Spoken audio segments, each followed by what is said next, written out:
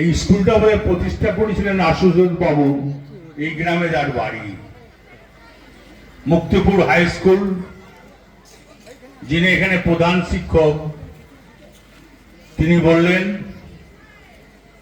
স্কুলের শিক্ষক কম আছে, দুটো প্রা টিচার এবং 8 জন নিয়ে স্কুলটা চালায়, নিয়ে 10 জন, ক্লাসরুমও কম আছে,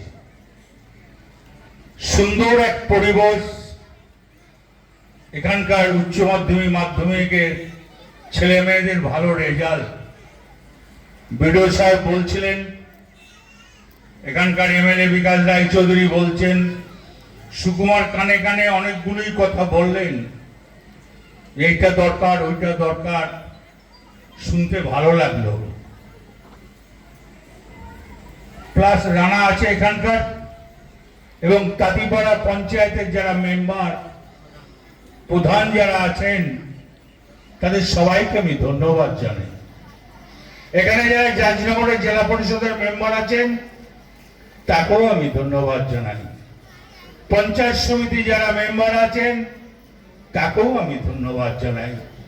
আমার সঙ্গে আসা নারায়ণ হালদার জেলা পরিষদের আমার বন্ধু লোক, সে আমার সঙ্গে সব জায়গায় যায়, কাজের মানুষ।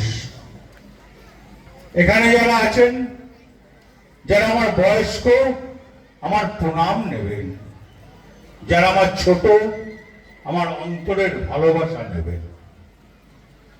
আমি শুনলাম, আমি আস্তে আস্তে দেখলাম রাস্তাঘাটের অবস্থা একটু খারাপ আছে।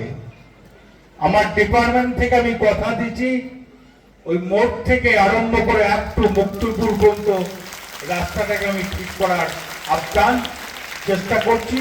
আশা করি আপনাদের মা বাবার আশীর্বাদে এবং মমতা ব্যানার্জির নির্দেশে আমি রাস্তাটা করে দিতে পারবো। আমি মন্ত্রী পার্থ বসুর সঙ্গে কথা বলবো, যাতে ক্লাসরুমটা হয়ে যায়, শিক্ষক যেন বেড়ে যায়। কতটা পারবে আমি জানি না, আমি আপ্রাণ চেষ্টা করব।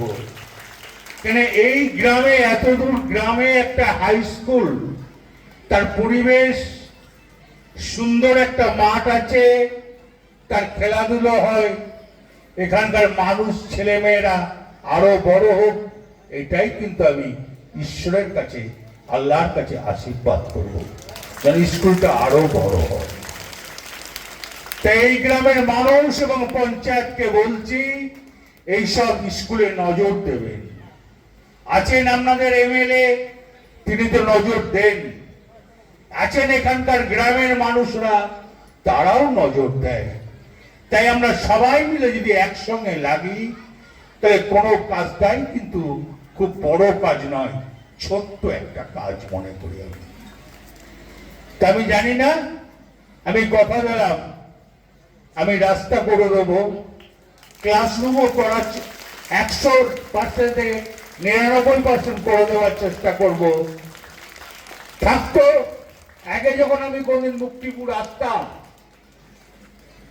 21, 22, 20-তে, তাহলে কিন্তু এগুলো আমি এইখানে ডাইসে বসেই সমাধান করে দিতাম, আপনাদের এইখানে বসে।